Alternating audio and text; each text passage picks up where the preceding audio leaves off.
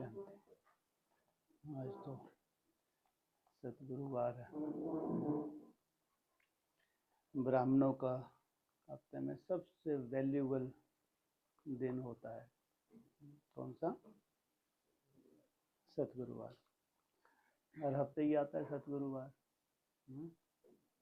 लेकिन कोई कोई उसी सतगुरुवार को ऐसी सुंदर छाप अपने में धारण कर लें कि उनकी यादगार बन जाए।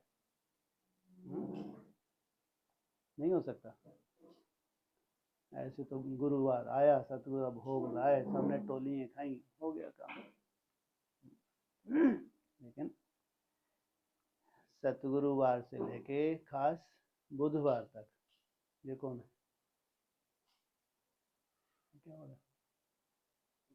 अच्छा, ऊपर स्विच ऑन ऑफ कर रहे हैं। सतगुरुवार से लेकर बुधवार तक खास। फिर सतगुरुवार आएगा तो गिफ्ट देनी होती है ना? नहीं, यहाँ तो गिफ्ट भी हमारी कैसी होती है? अलौकिक होती हैं। आज हम बाबा से प्रॉमिस करते हैं, बाबा अगले गुरुवार आपको मैं ये गिफ्ट दूंगी। और फिर एक हफ्ता उसके ऊपर काम करना होता है। मान लो अपना कोई ऐसा संस्कार होता है जो हम चाहते हैं कि बाबा ये संस्कार तो मेरे को भी अच्छा नहीं लगता, ठीक है बाबा इस हफ्ते में आपको ये गिफ्ट दूंगी, इस हफ्ते में खास ये प्रयोग करूंगी और गुरुवार को आपका मुख मीठा करवाऊंगी। नहीं हो सकता। अगर सदगुरुवार है, सदगति होती ही है, तो कब होगी सदगति? ऐसी थोड़ी भोग लगाने बैठ गए और टोलियां खिला दी, हो गई सदगति। हाँ, अभी समय साधारण नहीं है। अभी तो फटाफट फटाफट कटक कटक होने वाला है। कटक कब होता है? कटक कब होता है शरीर में? है नहीं, कटक होता ही नहीं। शरीर में कटक कब होता है? आवाज कब आती है? कटक। हाँ हाँ, अभी समय अच्छा नहीं है। बहुत खराब समय है। इसलिए हड्डी हड्डी स्वाहा करना तपस्वियों को। ये है सहज राजयोग, या बैठने वाला राजयोग है। हाँ, बैठने में कोई मना नहीं है कि बैठ के नहीं करो, लेकिन अगर हो सके तो खड़ा डंडा। आप ये भी अनुभव करेंगे कि 8 घंटे बैठे ही नहीं और बॉडी कैसी बनी रही, एकदम फ्रिश्तों जैसी। वो बैठ के अनुभूति नहीं हो सकती जो चलते फिरते निराकार स्टेज की अनुभूति। कोई संकल्प नहीं, बस बॉडी में मूवमेंट है।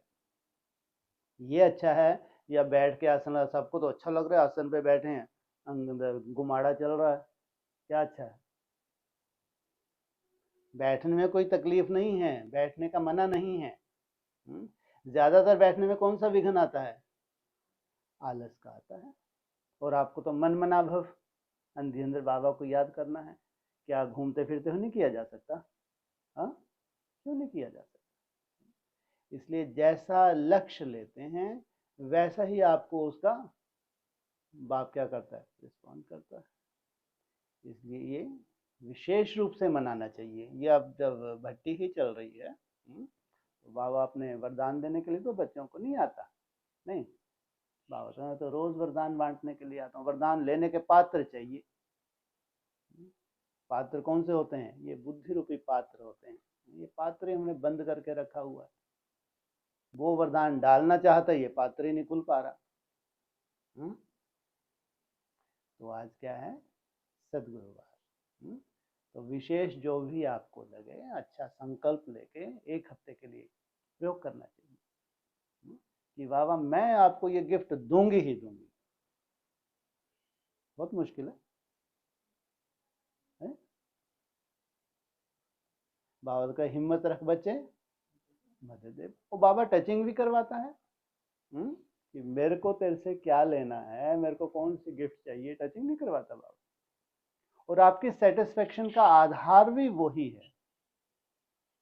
जो भी लीकेज है, जो भी कमी कमजोरी है, कोई तो है ना, कुछ ना कुछ तो। आप सेटिस्फाई नहीं हैं और आपको टचिंग ना हो, ये नहीं हो सकता।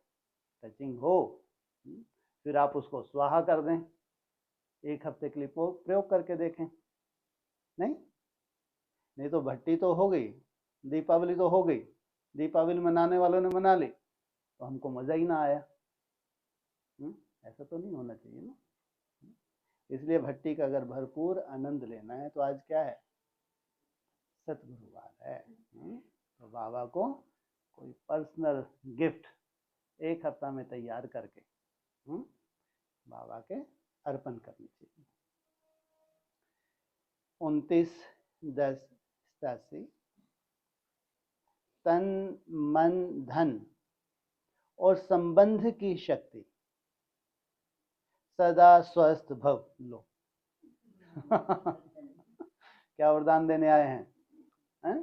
सदा स्वस्थ भव, कोई कटक कटक नहीं। तो क्या किया होगा, ऐसे ये बुद्धू बनाते हैं, ध्यान रखना इनकी बातों में मत आ जाना। अरे इतने ठीक ठाक ये होते, हाँ, जो बोलते हैं वो पत्थर की लकीर है, लेकिन भक्तों की तरह तुमने सुना और तुमने इंतजार किया कि बस कुछ होने ही वाला है। कुछ नहीं होगा भैया, करने से होगा, या हो गया हाथ दिया और हो गया काम।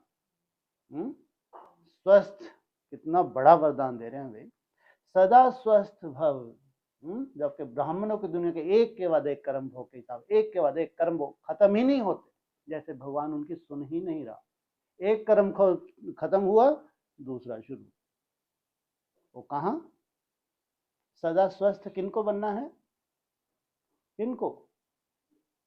हैं जी, देवता शरीर छोड़ के वहां आएंगे, वो देवता नहीं होंगे क्या? उनको थोड़ी स्वस्थ बनने का ऐसे कोई जरूरत है। किनको बनना है? हम बच्चों में तो बहुत है, कितने क्या, क्यों बनना है? हैं जी, क्यों बनना है स्वस्थ, किनको बनना है? हाँ, क्या एग्जाम्पल बनना है? हाँ, हमको इसी शरीर से जाना है, तो इस शरीर की आयु कितनी लंबी होनी चाहिए? ये कोई स्वार्थ नहीं है लंबी आयु। तपस्या के लिए आपको कितना सुंदर शरीर चाहिए, कितना खिटपिट रहित शरीर चाहिए। तपस्या तो खिटपिट में भी करनी ही है।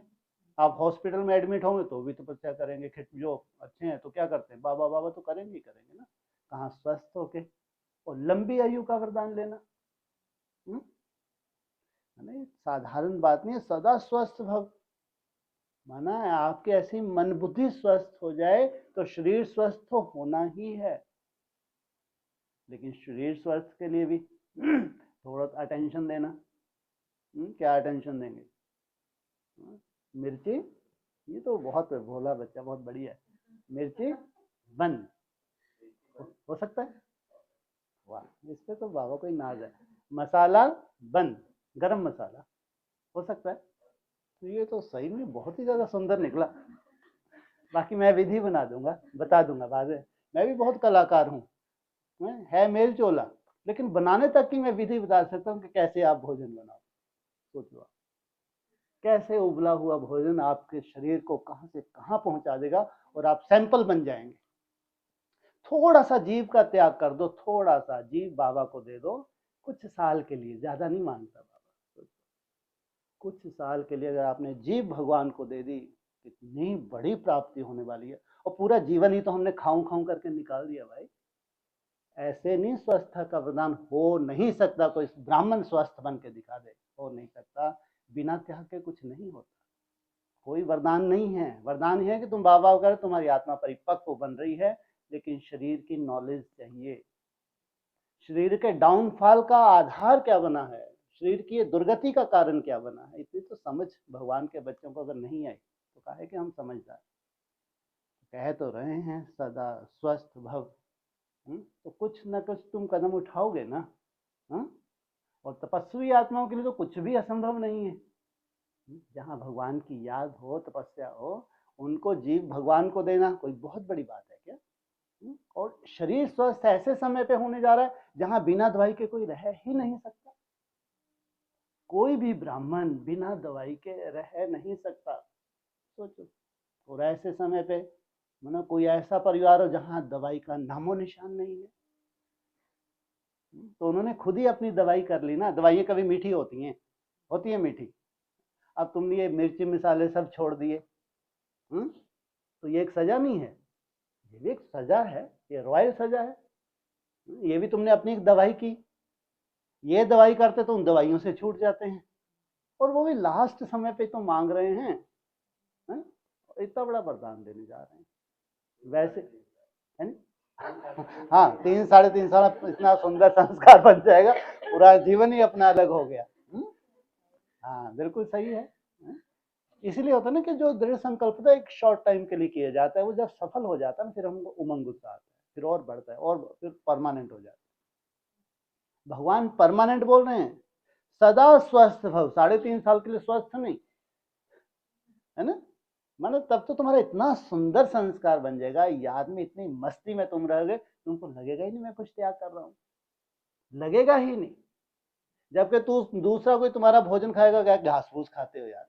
अरे भैया तुम दवाइयाँ खाओ और घास फूस मत खाओ, खाओ बना अपना तला वाला खाओ, खूब मसाले में, कौन मना कर रहा, साथ में दवाइयाँ खाते रहो, ये तुम्हारा जीवन है। हमको तो बहुत लंबा चलना है, इसी शरीर को इतना सुंदर बनाया, भगवान की याद में इतनी मस्ती लेनी है कि अतीन्द्रिय सुख पूछना हो तो गोपी बल्लभ की गोपियों से पूछो, ये साधारण बात नहीं है। तो आज सबसे पहले भगवान के महावाक्य हैं, सदा स्वस्थ भव। तो प्रयोगशाला है, जब अनाउंस ही कर दी है, इनका क्या है, ये रिसर्च सेंटर है, तो चलने दो ना। तो हम अपने ऊपर कुछ ऐसे रिसर्च करें, कुछ ऐसा अलग से करके दिखाएं जो ब्राह्मणों ने ना किया हो, है ना? तो बाबा बोल रहे हैं सदा स्वस्थ भव का वरदान देने वाले सर्वशक्तिमान शिव बाबा अपने वत्सों प्रति बोले, सबके प्रति नहीं, जिनको वो अपने मानता है, अपने वत्सों प्रति बोले। आज सर्वशक्तिवान बाप अपने शक्तिशाली बच्चों को देख रहे हैं, साधारण बच्चों को नहीं, शक्तिशाली बच्चों को देख रहे हैं। हर एक ब्राह्मण आत्मा शक्तिशाली बनी है, लेकिन नंबरवार, जो भगवान की याद का ठेका उठा लेते हैं वो शक्तिशाली तो बने हैं, लेकिन नंबरवार। सर्व शक्तियां बाप का वर्षा और वरदाता का वरदान है। क्या? सर्व शक्तियां बाप का वर्षा और वरदाता का वरदान है।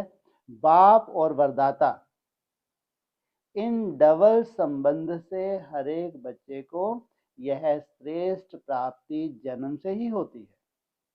कौन कौन बताया?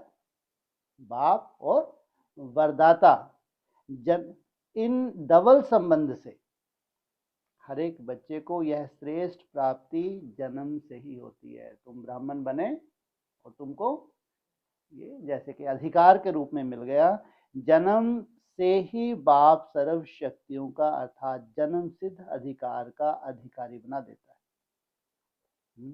कैसा वंडरफुल वो अलौकिक जन्म होगा। ऐसे हम ब्राह्मण बनते हैं, 4 अवस्थाओं से गुजर जाते हैं, फिर एक नया जन्म होता है। तो कौन सा ऐसा हमारा वंडरफुल और अलौकिक जन्म हो जहां से हम शक्तियों से भरपूर होने शुरू होते हैं? इसकी भी तो नॉलेज चाहिए। साथ साथ वरदाता के नाते से जन्म होते ही मास्टर सर्वशक्तिवान बनाए सर्व शक्ति भव का वरदान देते हैं। 2 4 6 शक्ति नहीं, सर्व शक्ति, किसी भी प्रकार का तुमको कोई भी विघ्न आ नहीं सकता। सभी बच्चों को एक द्वारा एक जैसा ही डबल अधिकार मिलता है, लेकिन धारण करने की शक्ति नंबरवार बना देती है। दिया तो है लेकिन धारण एक सा नहीं किया। बाप सभी को सदा और सर्व शक्तिशाली बनाते हैं, लेकिन बच्चे यथाशक्ति बन जाते हैं। बच्चों में जितनी ताकत है उतनी ताकत लगाते हैं। वैसे लौकिक जीवन में व अलौकिक जीवन में सफलता का आधार शक्तियां ही हैं। जितनी शक्तियां उतनी सफलता। किससे युद्ध है? माया से युद्ध है। जितनी शक्तियां उतनी ही तुमको सफलता मिलती है। मुख्य शक्तियां हैं तन की, मन की, धन की और संबंध की। तन भी कैसा चाहिए? बहुत सुंदर, कोई खिटपिट। मन भी कैसा चाहिए? ना तन में खिटपिट हो, ना मन में कोई खिटपिट हो, ना चाहे ज्ञान धन हो एकदम क्लियर होता जाए, चाहे स्थूल धन हो क्योंकि अनेकों की सेवा के लिए निमित्त बनते हैं, और संबंध, ये ब्राह्मणों का भी संबंध है, और फिर आने वाले और भी तुम्हारे जो संबंधी हैं वो भी कैसे होंगे? खिटपिट वाले होंगे या खिटपिट से दूर होंगे? तो चारों ही आवश्यक हैं। अगर चार में से एक भी शक्ति कम है तो जीवन में सदा व सर्व सफलता नहीं होती। अलौकिक जीवन में भी चारों ही शक्तियां आवश्यक हैं। इस अलौकिक जीवन में आत्मा और प्रकृति दोनों की तंदुरुस्ती आवश्यक है। आत्मा के साथ साथ शरीर भी कैसा चाहिए? ये पांचों तत्व भी कैसे चाहिए? तंदुरुस्त। जब आत्मा स्वस्थ है तो तन का हिसाब किताब व तन का रोग सूली से कांटा बनने के कारण, स्व स्थिति के कारण स्वस्थ अनुभव करता है। क्या तन का रोग अगर है भी तो स्व स्थिति से, जैसे कि सूली से कांटा, उनके मुख पर, चेहरे पर बीमारी के कष्ट के चिन्ह नहीं रहते। कैसे खुशनुमा चेहरा बना ही रहता है, मुख पर कभी बीमारी का वर्णन नहीं होता। कर्म भोग के वर्णन के बदले कर्म योग की स्थिति का वर्णन करते हैं। ये है राजयोग। इसलिए राजयोग की परिभाषा बहुत गहरी है। ये हमारे जन्म जन्मांतर के संस्कार भगवान आत्मा में हमारे बना रहा है, इसलिए हम भक्ति की तरह मांग नहीं सकते। इसका जन्म जन्मांतर का राजा बन भी नहीं सकता। ये कहाँ राजयोग है, इसको बहुत सूक्ष्मता से, गहराई से देखना कि भगवान चाहता क्या है, कौन सी ट्रेनिंग होने जा रही है हमारी। क्योंकि बीमारी का वर्णन भी बीमारी की वृद्धि करने का कारण बन जाता है। मान लो तुम्हारी मनसा की कोई बीमारी हो या शरीर की कोई बीमारी हो, जितना तुम वर्णन करते हो उतना तुम कमजोर हो। जितना तुम कमजोर हो उतना ही वो तुम्हारे चलन से, चेहरे से, तुम्हारे वायुमंडल से वो जैसे कि बीमारी बढ़ती जाती है। वह कभी भी बीमारी के कष्ट का अनुभव नहीं करेगा। बीमारी है लेकिन कष्ट नहीं हो रहा। मनसा में विघ्न है लेकिन कष्ट न, क्यों? साथ में लगा हुआ है ना, मेहनत कर रहा है ना। शारीरिक कष्ट है लेकिन इतना हल्का है याद में, तो कष्ट महसूस ही नहीं हो रहा। ना दूसरों को कष्ट सुनाकर कष्ट की लहर फैलाएगा। क्या स्वस्थ रहेगा और सबको सुंदर वायुमंडल देगा। और ही परिवर्तन की शक्ति से कष्ट को संतुष्टता में परिवर्तन कर संतुष्ट रह, औरों में भी संतुष्टता की लहर फैलाएगा। ये प्रयोग ही नहीं है, तो इस हफ्ते का यही प्रयोग है। आज जो वाणी चले तो क्या करें? प्रयोग करें। देखो कितनी सुंदर तुमको सफलता मिलती है। तुम भी अनुभव, जैसे कि जादू, जादू नहीं, ये संक्षिप्त रूप में दृढ़ संकल्प का प्रभाव होता है, उससे वायुमंडल बनता है। अर्थात मास्टर सर्वशक्तिवान शक्तियों के वरदान में से समय परमान सहन शक्ति, समाने की शक्ति का प्रयोग करेगा और समय पर शक्तियों का वरदान व वर्षा कार्य में लाना, यही उसके लिए वरदान हुआ। याद से जो आपको पावर्स मिली हैं, तो ऐसे समय पे उनको कार्य पे लाना। जब कोई मन में उलझन हो, जब कोई तन में उलझन हो, तन में उलझन है तो सहन करना पड़ता है ना। और फिर बाबा बाबा बाबा की याद, वो क्या बन जाएगा? सूली से कांटा। मन में कोई बहुत बड़ी उलझन है, मन फ्री ही नहीं है, बहुत खिटपिट लगी हुई है, उसमें भी सहन करना पड़ता है। तो उसमें भी धैर्यता। इसलिए योगियों का सबसे बड़ा गुण धैर्यता। सहन करते हुए धीरे धीरे बाबा की याद बढ़ाते हैं, धीरे धीरे वो खिटपिट भी दूर हो जाती है। तो कार्य में लाना, यही उसके लिए वरदान अर्थात दवाई का काम कर देती है। क्योंकि सर्वशक्तिवान बाप द्वारा जो सर्व शक्तियां प्राप्त हैं, वह जैसी परिस्थिति, जैसा समय और जिस विधि से आप कार्य में लगाना चाहो, वैसा ही रूप से यह शक्तियां आपकी सहयोगी बन सकती हैं। उस वक्त वो परिस्थिति आप जानते हैं, उस परिस्थिति में जिस शक्ति की जरूरत है वो शक्ति आपकी सहयोगी बन जाएगी। इन शक्तियों को व प्रभु वरदान को जिस रूप से चाहें वह रूप धारण कर सकते हैं। इसलिए बच्चे कभी भी मांग सकते हैं। नहीं, इसलिए बच्चे माना अधिकारी और मांगने वाले माना भक्त। अभी अभी शीतलता के रूप में, अभी अभी जलाने के रूप में। शीतलता के रूप की कब जरूरत पड़ती है? शीतलता क्या होती है? एकदम ठंडाई, एकदम शांति।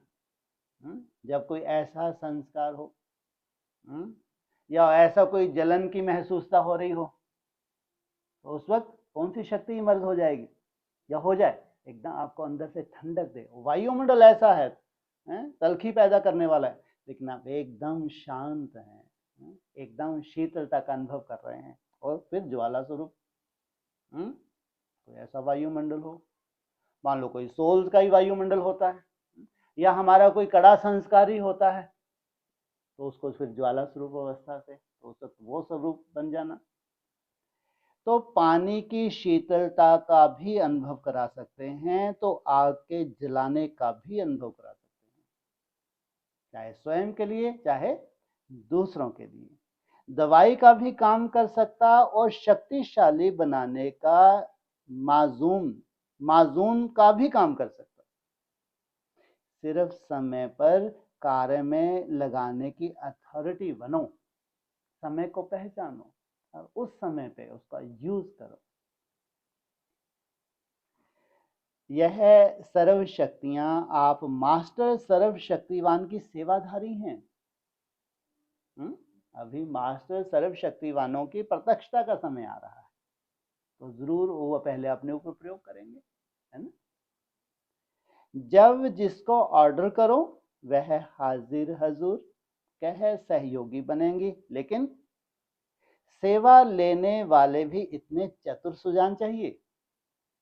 वो तो सेवक हाजिर हैं, तैयारी हैं कि आप ऑर्डर करो हम आपके लिए कार्य करें, लेकिन इतने चतुर सुजान और बुद्धि में ही नहीं आ रहा कि इनको ऑर्डर करना है, जबरदस्ती भोगना भोग रहे हैं। बुद्धि ही नहीं चल पा रही कि हमारे पास शक्तियां हैं, एहसास ही नहीं है। तो तन की शक्ति आत्मिक शक्ति के आधार पर सदा अनुभव कर सकते हो क्या? तन की शक्ति आत्मिक शक्ति के आधार पर सदा अनुभव कर सकते हो, अर्थात सदा स्वस्थ रहने का अनुभव कर सकते हो। यह अलौकिक ब्राह्मण जीवन है ही सदा स्वस्थ जीवन। कहते हैं द्विज ब्राह्मण, एक वो ब्राह्मण जन्म, फिर दूसरी बार मर के फिर जन्म लेते हैं, तो कहते हैं द्विज ब्राह्मण। दो जन्म होते हैं विशेष। तो वरदाता से सदा स्वस्थ भव का वरदान मिला हुआ है, क्वेश्चन मार्क नहीं लगाया, क्या कहा? वरदाता से सदा स्वस्थ भव का वरदान मिला हुआ है। पहले स्वस्थ कौन होगा, शरीर या आत्मा? है, जितनी आत्मा स्वस्थ होती जाएगी उतना शरीर स्वतः ही स्वस्थ होगा। क्यों? आत्मा स्वस्थ होगी, अब आप कुछ भी डिसीजन लेने की पावर आ गई। ऐसा नहीं खाना है तो नहीं खाना है। अब मन आपका पावरफुल होने लगा। अगर मन पावरफुल नहीं है तो नहीं हो सकता। इसलिए योगी ही सब कुछ करता है, भोगी नहीं कर सकता, उसके लिए संभव ही नहीं है। वो बार बार परवश होगा। बोले तो बहुत मुश्किल है। ठीक है, जैसा भी है ठीक है, बाबा को याद करो। बहुत अंतर है। तो वरदाता से सदा स्वस्थ भव का वरदान मिला हुआ है। बाप दादा देखते हैं कि प्राप्त हुए वरदानों को कई बच्चे समय पर कार्य में लगाकर लाभ नहीं ले सकते हैं, व यह कहें कि शक्तियों अर्थात सेवाधारियों से अपनी विशालता और विशाल बुद्धि द्वारा सेवा नहीं ले पाते हैं। बुद्धि भी कैसी चाहिए? बहुत विशाल बुद्धि चाहिए कि वर्तमान समय कैसा चल रहा है, कैसे हमारी मन बुद्धि को हमको बनाना है, कैसे हम उससे हमारे 5 तत्वों का परिवर्तन करना है। मास्टर सर्वशक्तिवान, यह स्थिति कोई कम नहीं है। हाँ, ऐसे ही भक्ति की तरह रटना की बात नहीं है, लेकिन ये स्थिति जिनकी बनने जा रही है कोई कम बात नहीं है, यह श्रेष्ठ स्थिति भी है। साथ साथ डायरेक्ट परमात्मा द्वारा परम टाइटल भी है। क्या ऐसा टाइटल? परम टाइटल। टाइटल का नशा कितना रखते हैं? टाइटल कितने कार्य सफल कर देता है? तो यह परमात्म टाइटल है। इसमें कितनी खुशी और शक्ति भरी हुई है। किसमें? सर्वशक्तिवान में कितनी शक्ति और खुशी भरी हुई है। अगर इसी एक टाइटल की स्थिति रूपी सीट पर सेट रहो, यह सर्व शक्तियां सेवा के लिए सदा हाजिर अनुभव करेंगी। जैसी परिस्थिति माया का जैसा रूप बन रहा है, वैसी आपके स्वतः ही सेफ्टी हो जाएगी। आपके ऑर्डर का इंतजार में होंगी। ये जो मेरे मालिक हैं ये क्या करें? वो अंदर हैं। अब वो जैसे आपने संकल्प किया और उसका काम शुरू। तो वरदान को व वर्षे को कार्य में लगाओ। अगर मास्टर सर्वशक्तिवान के स्वयमान में स्थित नहीं होते तो शक्तियों को ऑर्डर में चलाने के बजाय बार बार बाप को अर्जी डालते रहते कि शक्ति दे दो, यह हमारा कार्य करा दो, यह हो जाए, ऐसा हो जाए। ऐसा कौन कहते हैं? तो भक्ति के संस्कार हैं। तो अर्जी डालने वाले नहीं, कभी भी अर्जी डालने वाले कभी भी सदा राजी नहीं रह सकते। इसको अर्जी डालना या झोली फैलाना। एक बात पूरी होगी, दूसरी शुरू हो जाएगी। भक्ति मार्ग में क्या होता है? इसलिए मालिक बन, योग युक्त बन, युक्ति युक्त सेवाधारियों से सेवा लो, तो सदा स्वस्थ का स्वतः ही अनुभव करेंगे। इसलिए बाबा देख रहा होगा ब्राह्मणों की दुनिया में कितना बड़ा नाटक होने जा रहा है। अब जब बोल ही दिया प्रयोगशाला है तो है ना, तो कौन नहीं आएगा हॉस्पिटल में? अब तुम प्रयोगशाला खोल के बैठ गए, स्वस्थ का तुम नारा लगाने लगे। ऐसा कौन सा ब्राह्मण होगा जो स्वस्थ नहीं रहना चाहता, चाहे मन बुद्धि से चाहे शरीर से? देखो तुम्हारी प्रयोगशाला लाइन कैसे लगती है। बोलो नहीं भैया अभी पेशेंट है बैठने कोई जगह नहीं है, चलो दूसरे जाओ, जाओ अपने हेड ऑफिस जाके जाओ, तुमको बहुत नाज है ना हमारे वहाँ हेड ऑफिस में, ये ऐसा ये विंग है वो विंग है, जाओ जरा। जहाँ सत्यता है सत्यता सत्यता ही है। तो जब प्रयोगशाला है तो पहले किसके ऊपर प्रयोग करेंगे? पड़ोसियों के ऊपर ना, स्वयं के ऊपर प्रयोग करेंगे ना। तो यह है मन की शक्ति जो अलौकिक जीवन में वर्षे का वरदान में प्राप्त है। इसी प्रकार तीसरी है धन की शक्ति, अर्थात ज्ञान धन की शक्ति। सबसे बड़ी शक्ति कौन सी है? हाँ, तुम्हारा ये ज्ञान धन स्थूल धन में परिवर्तन हो जाएगा। सोचो भविष्य में कोई कमी होगी? बताया, ये जितनी भी दबी हुई खानियां हैं ये तुम्हारे लिए है, ये जितनी भी साइंस है ये तुम्हारे लिए है। क्या कमी होगी? हो सकती है? ये सब योगियों के लिए है। इसलिए जो जितना ज्ञान धन से भरपूर होगा उतना ही महान योगी होगा। तो धन की शक्ति अर्थात ज्ञान धन की शक्ति। ज्ञान धन स्थूल धन की प्राप्ति स्वतः कराता है। कई बार बहुत अजीब सा लगता है कि बाबा की बच्चियां और धन मांगे और खींचना वो भी है ना। इनको निश्चय ही नहीं है कि अगर योग में बैठ जाए तो कितना सुंदर, कैसे संकल्प दे कैसे सब कार्य हो जाए। सोचो भगवान की बच्चियां और भीख मांग रही हैं और स्टूडेंट्स को परेशान कर रही हैं, घर बैठ जाते हैं स्टूडेंट से परेशान होकर, है ना। इतना सुंदर डायरेक्शन। अगर कोई भगवान की याद में बैठ जाए, उनके सब संकल्प भगवान पूरे करता है, या तो खुद पूरे कर लो डंडे मार मार के, या आपके संकल्प भगवान पूरे करे, कितना अंतर है। तो हर कार्य सहज होगा या मुश्किल होगा? सहज होगा। जहां ज्ञान धन है वहां प्रकृति स्वतः ही दासी बन जाती है। कितनी बड़ी बात है। यह स्थूल धन प्रकृति के साधन के लिए है। ज्ञान धन से प्रकृति के सर्व साधन स्वतः ही प्राप्त होते हैं, स्वतः। इसलिए ज्ञान धन सब धन का राजा है। इसलिए योगी को स्थूल धन की जरूरत पड़ती है? बिल्कुल नहीं। जहां राजा है वहां सर्व स्वार्थ स्वतः ही प्राप्त होते हैं। राजा कौन हुआ? ज्ञान धन राजा है। मेहनत नहीं करनी पड़ती। अगर कोई भी लौकिक पदार्थ प्राप्त करने में मेहनत करनी पड़ती है तो इसका कारण है ज्ञान धन की कमी। तुमने समझा ही नहीं मैं कौन हूं। देह के आधार से लगे हो, देह के आधार से साधन इकट्ठे कर रहे हो और साधना उसमें लुप्त हो गई तो कितना माथा मारना पड़ेगा। और अगर तुम आत्मा हो, तुमको किसी चीज की दरकार है, और अगर सेवा के लिए भगवान को कुछ कराना, किसी को भी प्रेरणा देके कार्य हो जाएगा। इसलिए सबसे बड़ा है ज्ञान धन। और उसमें सबसे बड़ा मैं क्या हूं, कौन सा ज्ञान? मैं देह नहीं हूं, आत्मा हूं। कितने लफड़े खत्म हो गए सोच। केवल ये पूरी तरह से बुद्धि में बैठ जाए मैं शरीर नहीं आत्मा हूं, कितने लफड़ेबाजी ही खत्म हो गई।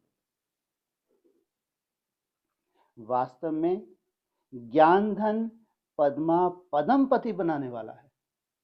अगर हम गिनती भी करें करोड़ अरब खरब और आगे चलो और आगे चलो, पदम तक पहुंचने में कितना टाइम लग जाए। तो भगवान के महावाक्य हैं। परमार्थ व्यवहार को स्वतः सिद्ध करता है तो परमात्म धन वाले परमार्थी बन जाते हैं, स्वार्थी नहीं होते। संकल्प करने की भी आवश्यकता नहीं, स्वतः ही सर्व आवश्यकताएं पूर्ण होती रहती हैं। संकल्प कहाँ रहते हैं? स्वयं स्थिति में। प्रकृति स्वतः ही उनकी सब पूर्ति करती रहती है। धन की इतनी शक्ति है जो अनेक जन्म, यह ज्ञान धन राजाओं का भी राजा बना देता है। राजा होना कितनी बड़ी बात है। और आपके अंडर में ढेर सारे राजाएं हों तो आपको कौन सा टाइटल मिलता है? महाराजा। तो किसकी बलिहारी है ये? ज्ञान धन की बलिहारी है। तो धन की इतनी शक्ति है जो अनेक जन्म यह धन राजाओं का भी राजा बना देता है, तो धन की भी शक्ति सहज प्राप्त हो जाती है। इस प्रकार संबंध की शक्ति, संबंध की शक्ति के प्राप्ति की शुभ इच्छा इसलिए होती है संबंध की शक्ति के प्राप्ति की शुभ इच्छा इसलिए होती है क्योंकि संबंध में स्नेह और सहयोग की प्राप्ति होती है। इस अलौकिक जीवन में संबंध की शक्ति डबल रूप में प्राप्त होती है। जानते हो डबल संबंध की शक्ति कैसे प्राप्त होती है? एक, बाप द्वारा सर्व संबंध, दूसरा दैवी परिवार द्वारा सर्व संबंध। अगर बाप आपके साथ है तो दैवी परिवार, जो सुखदायी दैवी परिवार है, वो पूरा तुम्हारा आज नहीं तो कल सहयोगी बनना है। और कितना भी रोकें, वहां मन मत है, वहां तुम भटक जाते हो, ये हो जाते वो हो जाते हो, भगवान तुम्हारे साथ, वहां सुख शांति। तो वो सुंदर सुंदर परिवार की आत्माएं, वो तुम्हारे संबंधी सहयोगी बनेंगी नहीं बनेंगी? रोक सकता है कोई? तो दैवी परिवार द्वारा संबंध तो डबल संबंध हो गया ना, बाप से भी और आपस में भी। कौन नहीं चाहता सुखदायी संबंधों में जीना? कौन चाहता है कि संबंध हमारे संबंधी दुखदायी हो, खिटपिट हो, जाके घर में हो बैठे वहीं खिटपिट शुरू? ऐसे संबंधी कौन चाहता है? तो लौकिक में भी जब ऐसे संबंधी पसंदी करते तो अलौकिक परिवार में, ब्राह्मण जीवन में हंस और बगुले इकट्ठे रह ना सके तो कैसे संबंधी होंगे? नई दुनिया में सुखदायी संबंधी होंगे। तो संबंध द्वारा सदा निस्वार्थ स्नेह, अविनाशी स्नेह और अविनाशी सहयोग सदा ही प्राप्त होता रहता है। तो संबंध की भी शक्ति है ना। अगर चौथी संबंध की भी शक्ति है और वो शक्ति तुमको प्राप्त ना हो, ये हो सकता है।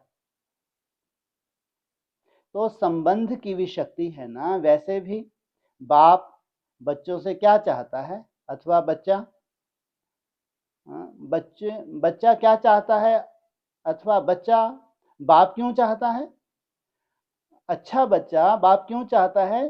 सहयोग के लिए, समय पर सहयोग मिले। तो इस अलौकिक जीवन में चारों शक्तियों की प्राप्ति वरदान रूप में, वर्षे के रूप में है। भगवान के द्वारा क्या है? तुमको वरदान रूप में तुम्हारा वर्षा ही है, कोई छीन सकता है? जहां चारों प्रकार की शक्तियां प्राप्त हैं, उसकी हर समय की स्थिति कैसी होगी? सदा मास्टर सर्वशक्तिवान। इसी स्थिति की सीट पर सदा स्थित हो, पूछा। इसी को ही दूसरे शब्दों में स्वयं के राजे व राजयोगी कहा जाता है। क्या? स्वयं के राजे राजयोगी कहा जाता है। राजाओं के भंडार सदा भरपूर रहते हैं। राजा हो और शक्तियां महसूस ना करे, ये कैसे हो सकता है? तो राजयोगी अर्थात सदा शक्तियों के भंडार भरपूर रहते। समझा? इसको कहा जाता है श्रेष्ठ ब्राह्मण अलौकिक जीवन। सदा मालिक बन सर्व शक्तियों को कार्य में लगाओ। यथाशक्ति के बजाय सदा शक्तिशाली बनो। हमने इतनी ताकत लगाई, याद की ताकत, इतनी शक्ति तो है, ये है यथाशक्ति। शक्तिशाली के बजाय, यथाशक्ति के बजाय सदा शक्तिशाली बनो। अर्जी करने वाले नहीं, सदा राजी रहने वाले बनो।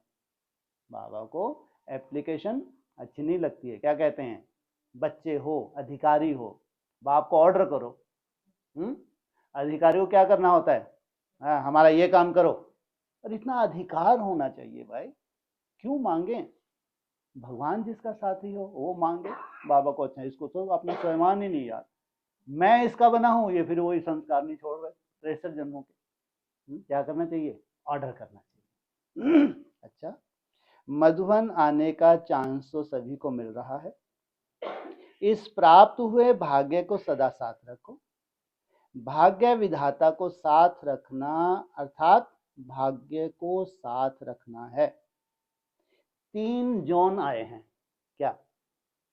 कितनों को इमर्ज किया बाबा ने? 3 जोन आए हैं। अलग अलग स्थान की 3 नदियां आकर इकट्ठी हुई हैं। इन नदियों के स्थान अलग अलग हैं बहने के। अपनी अपनी दिशाओं में आगे चल के बहुत जलवा दिखाएंगे, लेकिन फिलहाल इकट्ठी हो गई हैं। इसको त्रिवेणी संगम कहते हैं। कितना महत्व होता है त्रिवेणी संगम का? जहां त्रिवेणी संगम होता है वहां से क्या होता है? अल्लाह आवाज होता है। कहाँ पे है त्रिवेणी संगम? इलाहाबाद। तो वहां से क्या होता है? अल्लाह आवाज। कोई बंधन उसका रहता नहीं है। तो सोचो ये त्रिवेणी कितनी सुंदर स्टेज पे जाने वाली है। वहां जो भी डुबकी लगाए उनके बीच में समझो पार।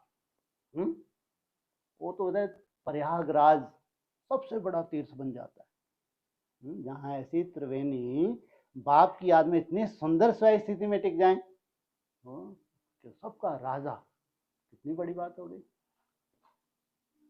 बाप दादा तो वरदाता, बाप दादा तो वरदाता बन सबको वरदान देते हैं। वरदानों को कार्य में लगाना वह आपके ऊपर है। भगवान ने तो क्या किया? त्रिवेणी संगम कर दिया। अब तुम्हारी बुद्धि में है, तुम फायदा उठाओ, नहीं तो नहीं उठाओ। संगम पे जाके सामने बैठ के देखता रहे कोई हैं? त्रिवेणी संगम में बैठ जाए के लहरों का ही आनंद लेता रहे। ये क्या है? ये ज्ञान की लहरें हैं, इन्हीं का आनंद लेता रहे। वो कहाँ उसमें डूब के आनंद ले, हैं? गोते लगा लगा के अपने पूरे पूर्वजों का ही उद्धार कर दे। अच्छा, चारों ओर के सर्व वर्षे और वरदानों के अधिकारी श्रेष्ठ आत्माओं को, सर्व मास्टर सर्वशक्तिवान आत्माओं को, सर्व सदा संतुष्टता की लहर फैलाने वाले संतुष्ट आत्माओं को, सदा परमार्थ द्वारा व्यवहार में सिद्धि प्राप्त करने वाली महान आत्माओं को बाप दादा का स्नेह और शक्ति संपन्न याद प्यार और नमस्कार।